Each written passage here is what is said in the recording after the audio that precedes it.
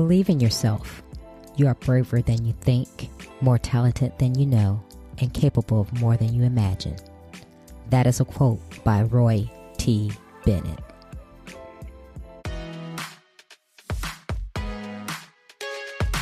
Welcome to Trina Talk. Trina Talk is a weekly podcast that will inspire and empower women of all ages to strive for the impossible.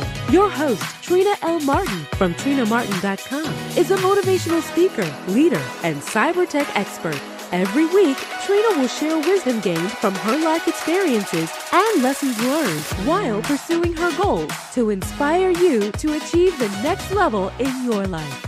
Now, your host, Trina L. Martin.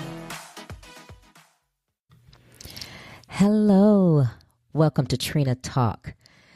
This is episode 14, and today's topic is Tell Your Story. This week's guest is Shavonne Holton. Shavonne is an author, owner of a publishing company and yoga company, and she's also the host of the podcast Ladies Night. Shavonne shares her story with me, and I'm sure you will be inspired by it. Welcome to the show. Shavonne, how are you today? I'm good. How are you, Trina? And thank you for having me. Oh, I'm doing well, and thank you for your time for joining me today. So, you are a busy lady. You have a publishing company. You host the podcast Ladies Night, and you also have a yoga business. So let's start out. Tell us who you are and about all of these things that you do. I think at the core of who I am, I'm a creative. And so where I see opportunities, even if it's amongst the saturated environment, I usually try to approach it from a different angle. So my background is in the performing arts. I've loved the arts since forever. But my grandmother always told me I should go into education. So I went to college in the Midwest for my undergraduate degree in theater. And then afterwards, I worked in K through 6 for a little bit in an elementary school where I led their theater camp as well as their after-school program. And then I decided I wanted to work with older kids and went back to grad school to study higher ed and student affairs and eventually worked at my alma mater for about 3 years, almost 4, in academic advising for IT. So I think that IT experience and everything, it all kind of just became gumbo within, and it helps me to creatively express myself through my different businesses and organizations I'm involved in. Wow. So you are creative. You started teaching, and bless your heart for wanting to be a teacher, because that is a hard job, I have to tell you. I mean, if I had to teach my kids all day, every day, I don't know if I could do that with my own children. So thank you for doing that. But now, I don't know if I wanted. I'm sorry. No, go ahead. I was like, I don't know if I wanted to be a teacher. I had the after-school part, so it was a little bit more play. Oh, okay. So it wasn't as bad as being locked up in a classroom for 8 hours with some children, Correct. huh? Okay. Oh, yes, that's hard. Okay. Well, then, that makes a world of difference, because, teachers, my hat is off to them, because especially in today's day and age, it is really a job, and the people who do it have to love it, because they don't get paid a lot and they do a lot. So I really appreciate that. But let's get into what you're doing today. So you have 2 books, correct? You have Dating Daddy, and you have Writing to Resonate. Yes. So go ahead. Tell me about those books. So Dating Daddy, the full title is Dating Daddy, Realizing God as father through daddy issues and bad romance, and it's a story of redemption, I think. It's based off of my life. It's a true story, and it's very candid about my own spiritual journey. But then when I founded the publishing company and published that book, I feel like I had to go through my personal Job season to really be able to feel and empathize on a deeper level. And so that informed how I published and how I wanted to publish other authors. And that's what gave birth to the publishing model in Writing to Resonate, the second book. Okay. So why did you write Dating Daddy? And I was reading a few pages of it in the cover and you know, the synopsis of it. And that resonated with me a lot because I went through similar things as far as looking for acceptance in other people and loving other people and not having a father present in my life. And that really does impact your life as you turn into an adult and as growing into a woman. So what made you be so transparent and decide to write this book? As you mentioned, it's a common story that a lot of women have. But then I remember when I was dating someone in 2007, he was old enough to be my father. And I thought the word dating daddy came to me then. But I even started working on the book, but it stopped. It wouldn't happen until the relationship after that I got married. And it was supposed to be like a fairy tale relationship. But when it abruptly came to an end, I was emotionally open in a way I've never been in my entire life.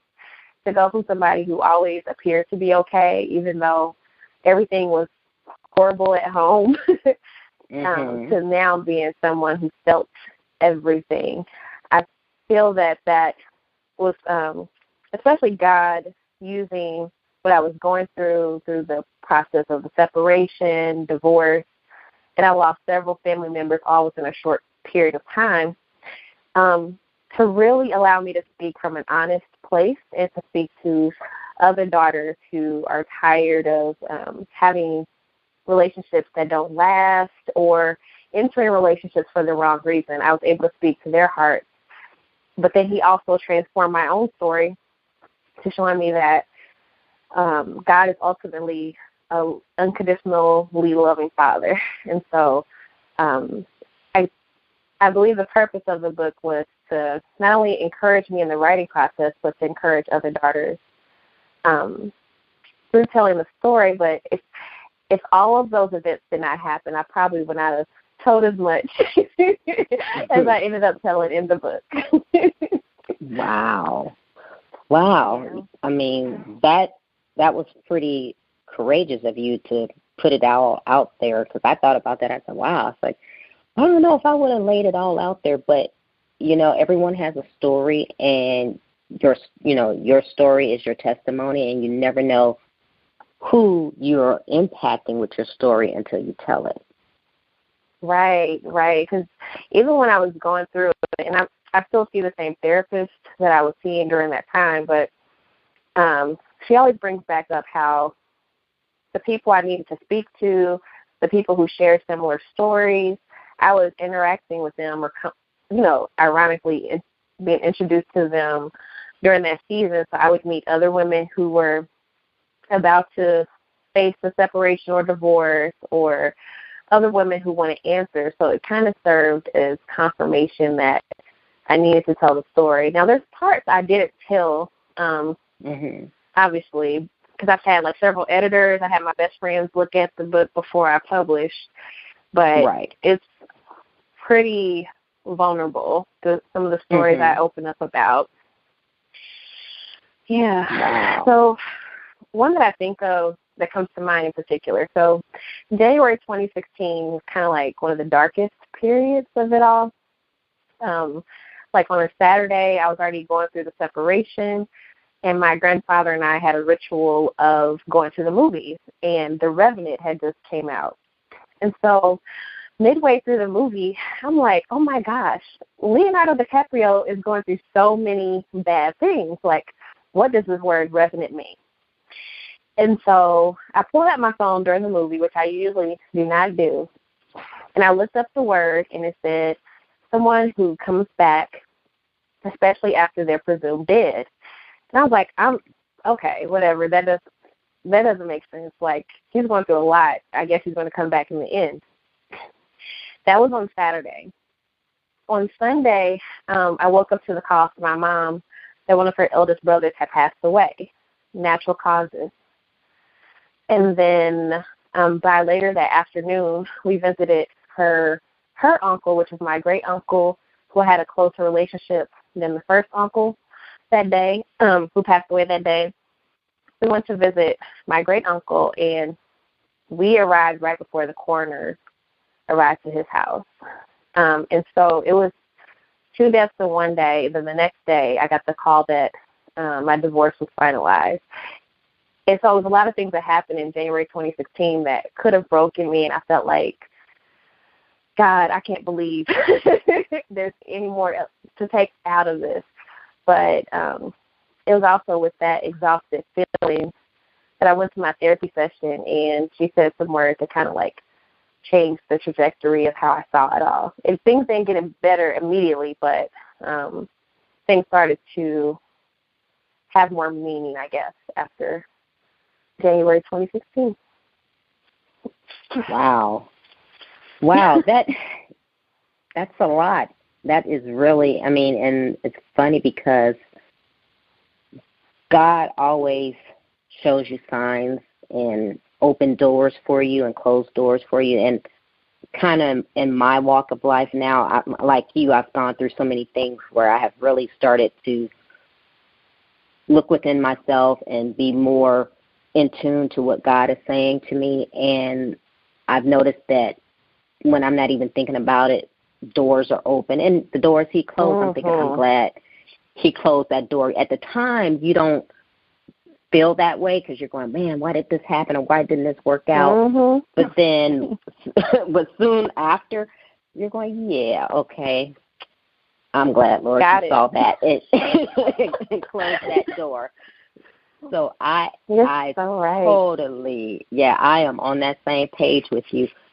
So with that book and your experiences in that, how did you end up knowing your worth and gaining your self-esteem after all you had been through?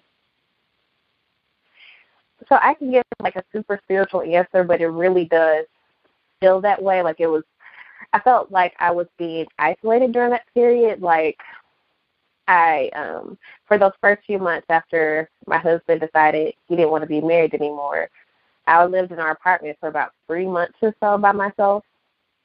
But the day that he left, I saw the movie The War Room.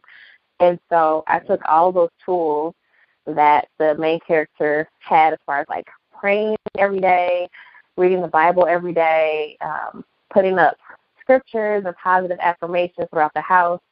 Like that was kind of like the new seeds I felt that were being planted. And then after that, I moved in with a friend, but she was protective over me, and I was starting to learn boundaries probably for the first time in my entire life. And so, I became super like an empath. So I felt everything. So I just learned how to say no. If, someone came around and they wanted to talk about the ex, or if they saw them, I got a lot of exciting reports. Just kind of gauging that energy off of people and learning to walk away or do what you need to do to take care of yourself. But I don't feel like I really resurfaced for another year, maybe year and a half, because of how sensitive I was to the situation, as well as there's also a time of new seeds planting. So finding my identity in Christ, and not even just a strictly biblical relationship, like just knowing when I wrote down and my God shall supply all of my needs according to his riches and glory through Christ Jesus. Like, I have evidence in my own life where I didn't have any money.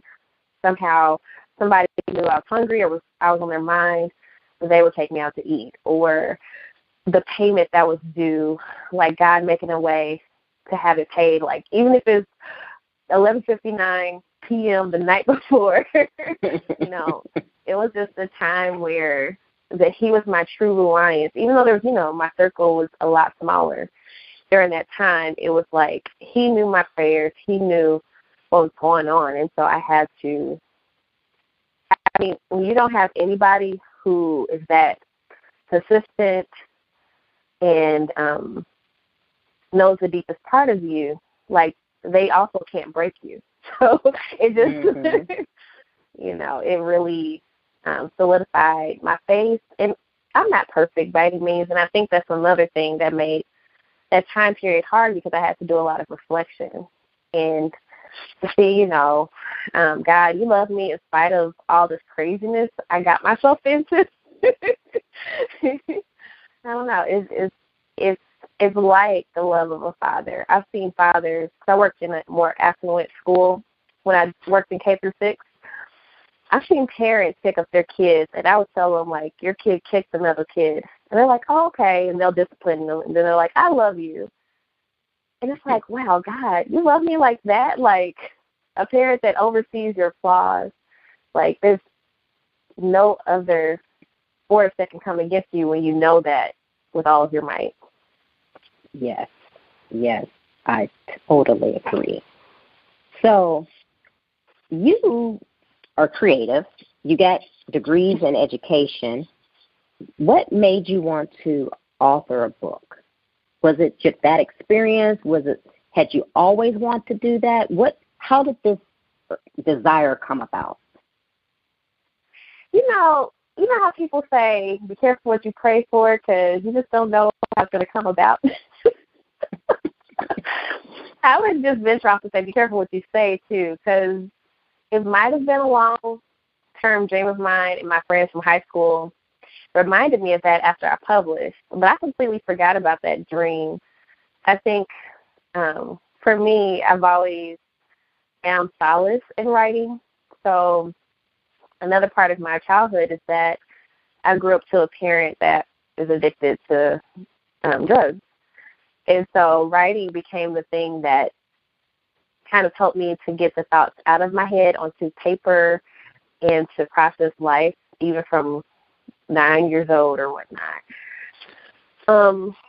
And so I think there's always been traces of becoming a writer, but then it wasn't until going through that situation that I felt like, and I think my cousin told me, like, you don't go through anything, especially like that, for no reason. It's usually to help someone else. So I think that's when I made up my mind to actually write the book. And even leading up to me finishing the manuscript, I was like, I'm not publishing this.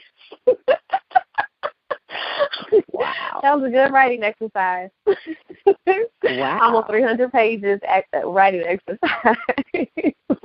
Oh, my goodness. But you did, and you have a publishing company. Now, tell us about that. How did you go from, okay, not wanting to write the book, but you've completed it, and then deciding to start your own publishing company?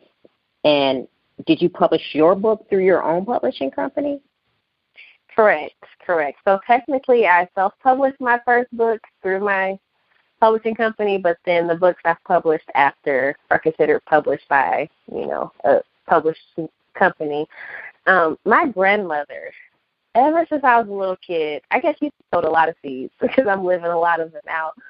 But she always talked about publishing books. She wanted to talk about her life as a mixed girl growing up in the 1930s, because she's fair-skinned, so her experience was different than most brown-skinned women. Mm-hmm. She also wanted to talk about the gentrification she saw in our hometown, especially where, some of the black neighborhoods were replaced by hospitals that are still standing there now, and all that. So she told all these stories. She's like, I'm going to publish my book. I'm going to publish my book. That's what she said all of my life. And so when I finished the book, I named the company after her. Well, as far as she and I share the very similar first names. Her name was Yvonne, and mine is Shavonne. So we both have that Z. And then my mother's middle name is K, and my middle name is La K. So that's where I got the K from. And my mother, she's a resilient woman. She's taught me the power in bounce, like you can bounce back from anything. And so because they both shaped my identity, I named the publishing company VK Press. And so it would be like a year later, my grandmother passed, that I really became serious about getting the stories out of other people who have that long-held dream of writing books, because unfortunately she passed away without ever publishing her stories. And like Les Brown says, you know, some people leave and we cannot try to convey what they would have conveyed in their work. So unfortunately, she died with her story. So, wow. Yeah. So did your grandmother get to see you with your publishing company and your book, or did she pass before that? She saw it. I was our relationship was partly estranged prior to her death. I did see her like the week that she passed. She passed away alone in her apartment, but she saw what I had done those last few years. It was as if she raised 9 children, so she kind of avoided family functions. She avoided, you know, all the things that bring people together. She avoided even living out her own life and her own wishes. But those last couple of years of her life, she started going to concerts. She went to, I was weightlifting and competing as a weightlifter. She went to some of my competitions, different things like that. So I felt like those last couple of years of her life was redemptive, not only for her, but even for me in our relationship. Wow. Yeah. That's very special. Very special. That's like Wow. So let's move on to your other businesses. Now you have your podcast, Ladies Night. Tell us about that. That's kind of saucy. Yes, it is. So while I was going through that healing process, again, not too many people were around, but we would have Ladies Night amongst the 3 or 4 people I still like hung out with. And so it was during one of those Ladies Night ends that I opened up about something that I felt like a lot of shame around. And my heart stopped. It was just like, I cannot believe I just said that. You know, it's like everything goes in slow motion after that. But then my friend, she's like, oh, yeah, me too. I was like, what? So you're saying that, like, I'm going through 30-plus years of thinking that something's wrong with me, but then you confirm that I'm not the only one that's going through this? Like, wow. So from that experience alone, I was like, I wonder how many women feel that way. So I wanted to create a platform to have more candid conversations, and that ended up being Ladies Night, because that is so liberating for so many women locally, but I also wanted to create that in a broader sense. Yes. Yeah.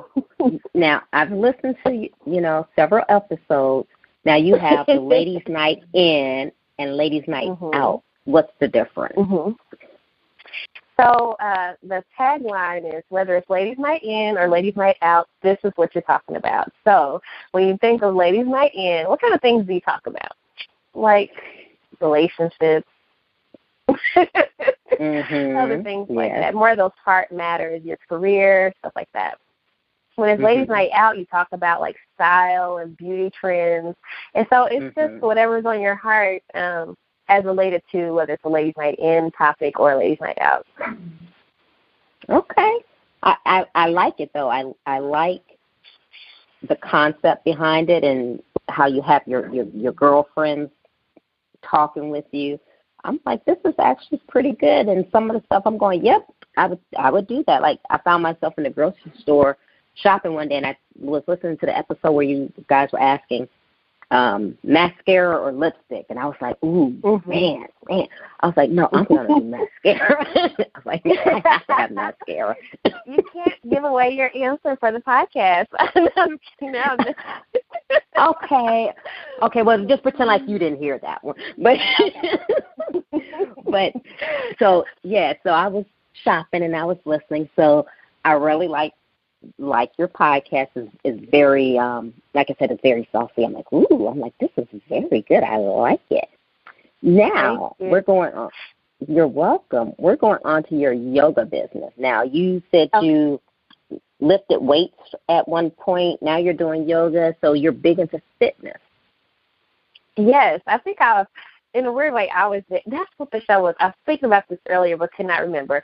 So even when I was a kid, I was at home doing the body electric videos that were on TV. I don't know if you remember. It was like maybe on PBS. There was a movement show. But, so, yes, I've been into fitness for a while. I wouldn't say I was a high school athlete, but after high school, once I really got serious, I think the first thing I probably got serious about was CrossFit. And so I started doing CrossFit as a way to impress my ex-husband when we were dating. I was like, oh, okay. This was serious because he was a very, in shape guy. A lot of people would have thought that he put in a lot of hours to work out, but he was just naturally muscular. So I just thought I could impress him by doing something very rigorous. But then when we were going through our separation and all, I started to use CrossFit as a way to exert that kind of energy. So that healing process included CrossFit and writing and going to therapy and all these other things. But after that January 2016 period in that pivotal therapy session, because basically the question she asked was, what would your CrossFit coaches say when you're lifting heavier weights? Because I was just like, I can't bear all of this. And she said, and I said, they would tell me to, and I'm really thinking about this, and my face is so wet from all the tears. I was like, they would tell me to lift the lighter weight as if it was the heavier weight. And then that was my epiphany, because up until that point, I was learning about praying every day, keeping positive energy, all of that. And so it's like all the things that helped me through the months prior are going to be the same things that helped me through this grief and everything that came up recently at that point. So after that, I was like, you know what? I'm going to start competing. So that year, I competed my little tail off. I started training as an Olympic weightlifter, which is two movements, the clean and jerk and the snatch. And so I loved it because, you focus on these points that you hit, you stop at your knees and then you thrust your hips. And so it was very focused in that way that helped me to really channel my energies. And so my first competition was actually the day after Muhammad Ali passed away. And I felt like that was so, meaningful, because I had his face on my phone for a while leading up to this. So it was just like, wow, you're also speaking to me, whatever. But I did a few more competitions after that. That felt good. But then there was still parts of me that I felt that needed some more healing. And I had been playing around with yoga, but not really seriously. And I even started posting about my yoga journey on social media, not intending anything, just whatever. And so by this point, I'm into year 3 in my current job, which was in higher education. And one of the faculty members in my department, she and I would talk about weightlifting because she did it too, but she was also a yoga instructor. She has no affiliation with any yoga studio in the state of Indiana, but she said, hey, you should consider being a yoga instructor, because I was doing yoga in my office to help me with anxiety attacks and everything. And so I was like, sure. Who knew that the yoga informational would be the following Sunday? So it's just been very much an unfolding experience. So I enrolled in yoga teacher training within a couple weeks, and I felt that I was being pulled to leave my job. And, you know, yoga talks about energy a lot. And so when I founded Strength and Own, the meaning for me was, because I love weightlifting, I love yoga. And so I needed something that would combine the two. But then also, you know, strength is not just about being able to lift the heaviest weight. It's also about choosing just to breathe through something. So that's what the meaning of it is for me. Wow. So here we are. Very, very profound. So what is your goal with all that you're doing? What is your goal for yourself, for clients, or other people out there? Personally, I want to be like Elon Musk or Puff Daddy or Jay-Z. I know those are so far from what we've been talking about so far, but they've basically turned like their interests into businesses. And so, like, even if you look at Puff Daddy, he has music, he has beverages, he has a lot of different things that are part of your everyday life that he turned into a brand. And so for me, I want to do something similar with having multiple businesses. Right now, only the 3. But with VK Press, I want to help people tell their stories, whether that's through trainings or publishing or helping them to self-publish. Through Ladies Night, one of the annual events for that is an Envision Board brunch. And we just had our first annual in this past October. But through Ladies Night, I want to empower women to not feel alone in their stories, but then also elevate them through, you know, seeking a vision beyond where they currently are. And then with Strength and Own, I want to help people learn self-acceptance. It was through my yoga practice that I felt like I came back into myself because, you know, when you're going through grief, you kind of just don't want to be in your body anymore. And so it helped me to learn that I was okay as I was, even though I had gained 30 pounds from my competitive weight. I felt okay in my own skin through the physical practice of yoga. And so my hope is to, I think all of them geared towards women. So empower women through their voice, through their self-acceptance, and just how they see themselves would be the short version of all of those 3 businesses.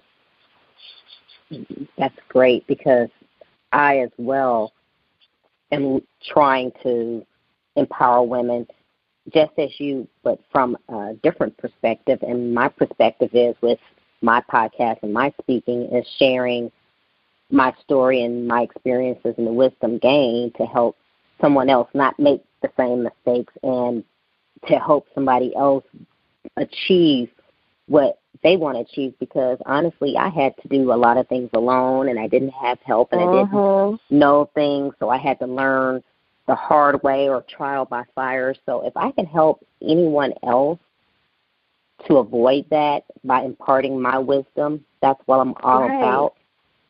And one thing I'm really passionate about after, you know, since I've been doing this is about us women collaborating and doing things together, because so many times, and this is something that I've noticed throughout my life and especially my career, is men help each other. They are always doing the business deal. You know, they don't have to be best friends with each other, but they can see each other on a golf course and say, hey, Jim, I have this deal, and I know, you know, you're qualified for it. How would you like to hear about it? And that's what they do. And women, and we as women, we don't do that with other women. I think a lot of times it's in some women's head, it's a competition. And if I share my knowledge with you, then you're going to go further than me, so I'm not going to share it, so I'm going to keep it to myself. And I want to break that. I want to stop that. And with podcasting, I've been thinking about how far I'm going to take this, and I'm not going to spill any beans now, but women like you, I want to come together, and I want us to start collaborating and doing something. Oh, I agree. I really like that. I recently did an episode with a pharmacist who talked about that very thing. She promoted collaboration, even though, you know, her particular industry, you know, may feel saturated when she's in a room full of pharmacists and they're like from different pharmacy companies or brands. She found ways for them to work together. And I think what you're doing is very courageous because, first of all, like you said, like if you have a scarcity mindset, you're not going to see opportunities to collaborate. But you're out here doing this work. You're interviewing women who I wouldn't be directly connected to, partly because of where I am geographically, but their stories touch me where I am. And so to have a podcast and to do the type of work that you're doing with that mindset that you're doing it with, I mean, that's going to have so much more of an impact later on. And I have women that have reached out to me months after we recorded. And actually, the podcast is over a year and a half old. But months after we recorded, they're saying, like, I listened to the episode with me in there. Thank you. And so just imagine, like, the impact you're making even amongst the guests on the show. Like, I don't get interviewed that often, but I'm sure this will be an episode as well as some others that I'll go back to and feel grateful to be a part of. So thank you so much for what you're doing. Well, thank you for what you're doing. So let's continue on before we get all sappy and emotional with each other. That's the goal. Oh, my goodness. So let's continue on. So, I'll never this girl again. Sorry. I know. That's, you know, I'm at that point too, and I don't know if it's because of I'm getting older or what it is, but I have become this person as well. So let's move on so we can both continue with the interview. But with saying everything that you have said, before I go there, I want to ask you, so with your publishing company, how many other books have you published, whether they're yours or someone else's? So far, I have one Bursting at the Seams. It's a collection of poetry by a well-known poet in the city. I'm currently working with a child author. He and his twin wrote a book together. They'll be 8 in February, so we're hoping to publish by their birthday. And then I have one that's kind of in the editing phase by another poet in the city. But I feel that at first I wrestled with, should I try to get as many books as possible, or should I try to serve people directly and have that intimate impact? And I'd rather do the boutique style. So I'm kind of taking it one project at a time. Okay. Great. That sounds open. Great. Good. High-five, whatever else is out there. So since Trina Talk is inspirational and we're trying to empower women, what is a motivational takeaway that you will leave with the listeners? A takeaway for the listener is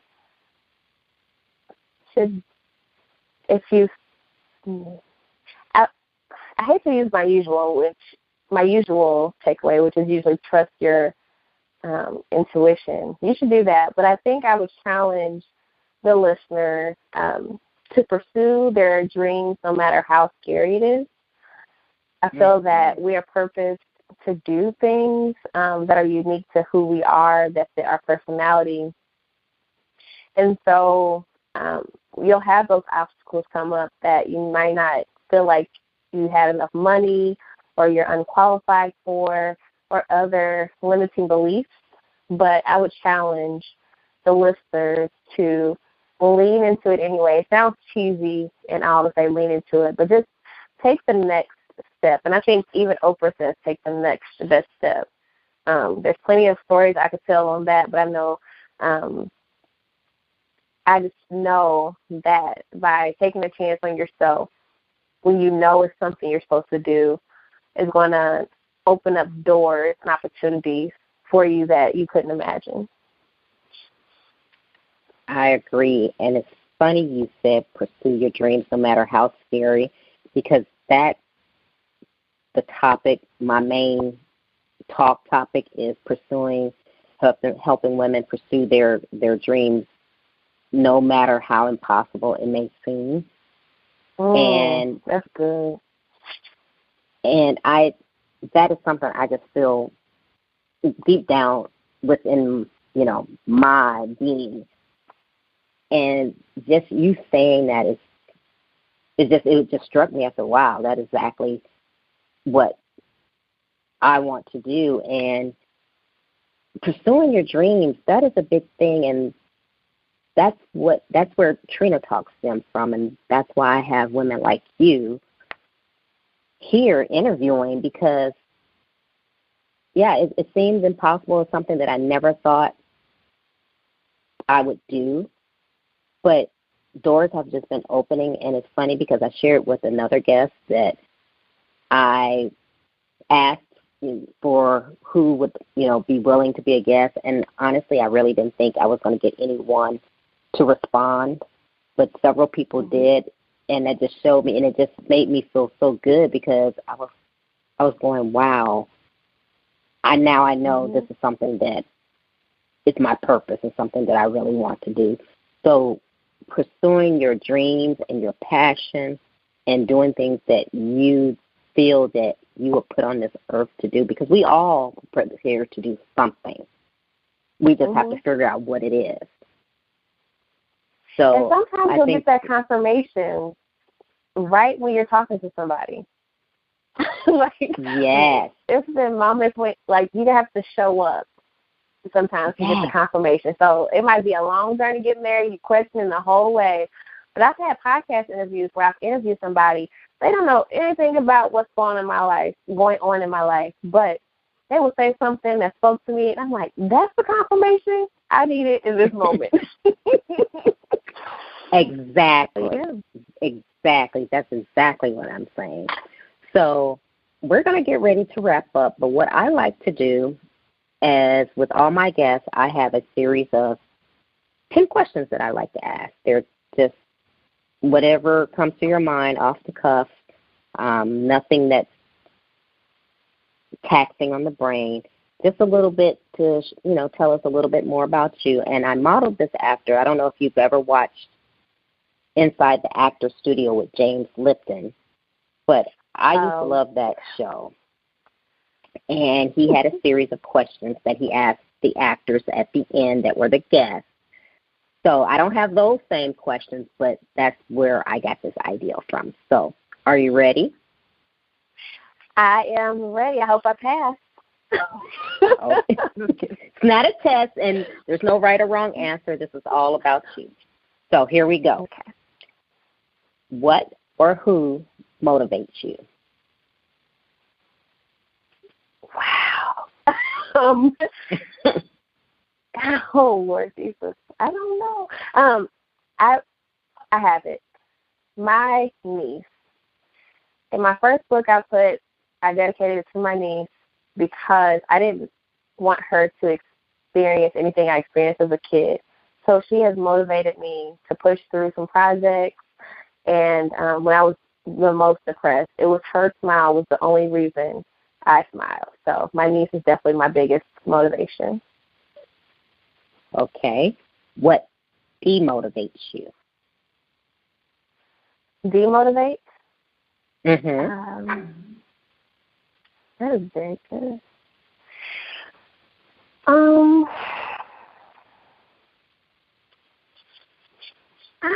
I don't know, because I've pushed through a lot. I don't know if I can answer that one. Okay. There's something that demotivates you. No, cause the reason why it's hard is because anytime I've ever felt a limiting belief or someone saying no, I've found my yes around the corner. So it might be pauses, but I don't know if anything was completely Demotivate. Okay. Maybe late night when I'm sleepy, I have to go to sleep. Okay, I'll let you get away with that one. Okay, so when was a time that something was said or done to hurt you, but it worked out for your good? Oh, now that's probably plentiful. I would say, I can't say a direct quote, but I would say some of the naysayers that hit the heaviest are like family members. So especially because I'm doing something that's outside of the box, I felt resistance or even cut off in that relationship, but it worked out because I was able to forge new relationships with people who supported the dreams. So that would probably be it. It worked out. Okay. What is your fear? Becoming a meme. Like, so serious. Like, I'm afraid that someone's going to catch me doing something very candidly, and then it becomes a meme for the year. Okay. All right. I know. Okay. I didn't expect that one, but like I said, no judgment here. This is how you feel. Is there a time when you wish you had done something that you didn't? Showed up. So going back to the advice, I didn't show up as much as I'm telling the listeners to. I let shame, I let doubts, I let low self-esteem, perceived lack to keep me from celebrating moments with people that really put their necks out for me or who really love me. So I would probably say showing up would be that. Okay. Is there a time that you wish you had not done something? It's so funny.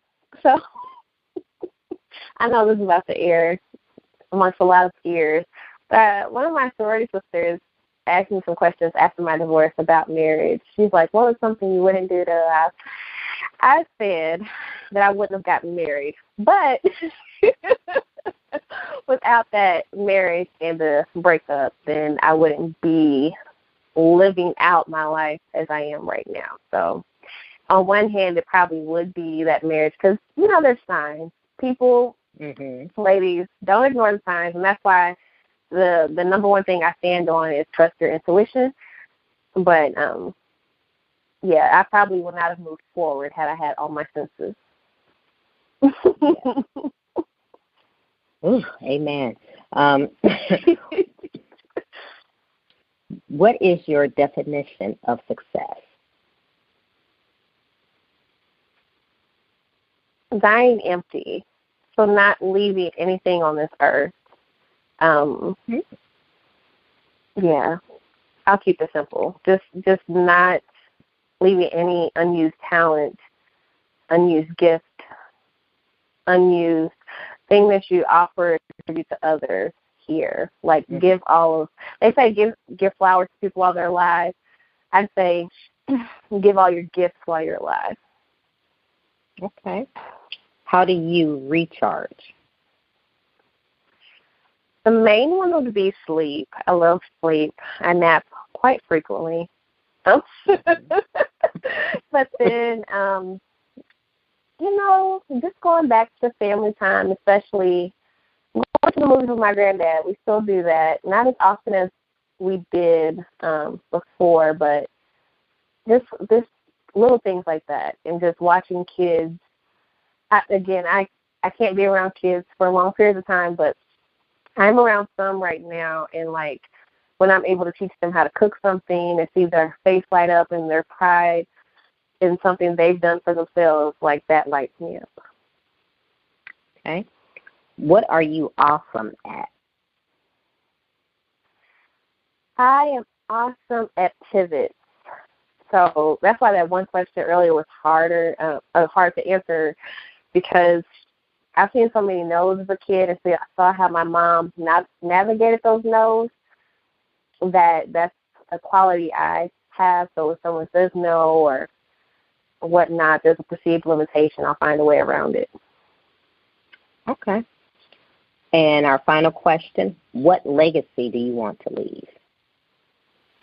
Oh, primarily for my niece to have generational wealth, unless I have children of my own. But I think the legacy I would like to leave would be, and I'll go back to the 3 businesses, that I've helped to pull out the voice. One of my favorite quotes from Maya Angelou is, "There's no greater agony than the untold story inside of you." So with publishing, helping tell the untold stories. With Ladies' Night, helping one woman feel like she's not alone. And then with Strength and Ohm, helping someone to fully accept themselves in their God-given glory. I would hope that those 3 things minimum are part of my legacy. Okay, that is great. Okay, so we're going to wrap up here, but before we do, Shavonne, tell the listeners how they can connect with you. All right, so I will go straight to the website, and then there's links to all of my social media on there. But if you're interested in publishing or books or freelance art that's showcased, you can go to vkpresses.com with an ES at the end. If you're more interested in the podcast, the women's empowerment, events and all, that would be ladiesnightpodcast.com. And actually there's a freebie there, so if you're working on your vision board, there's a printout you can get from that website. And then the third would be Strength and Ohm, strengthinom.com. And from there, there's free yoga videos and the information about retreats and different things like that. Yeah. Hey, well, you are a busy lady, but I really enjoyed speaking with you, and I know that you're going to have impact on others, and what you're striving to do, I think is amazing with your publishing and the podcast and just being a voice for other women.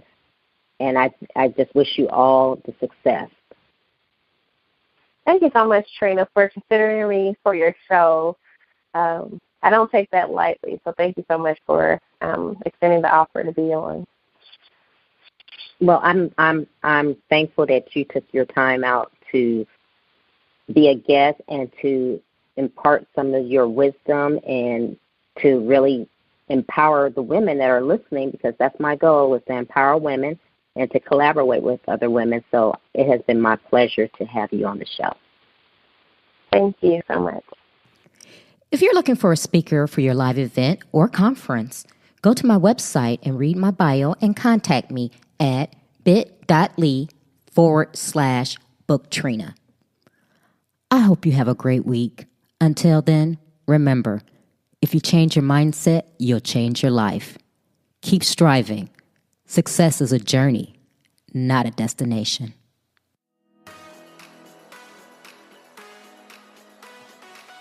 You can listen to Trina Talk anytime and anywhere. It's available on iTunes, Google Play Music, Stitcher, Spotify, and all other places that you can listen to podcasts. If you like the podcast, please don't forget to go to iTunes to subscribe, rate, review, and share. If you have questions for me or need inspiration on how to go to the next level, tweet me directly at Trina L. Martin.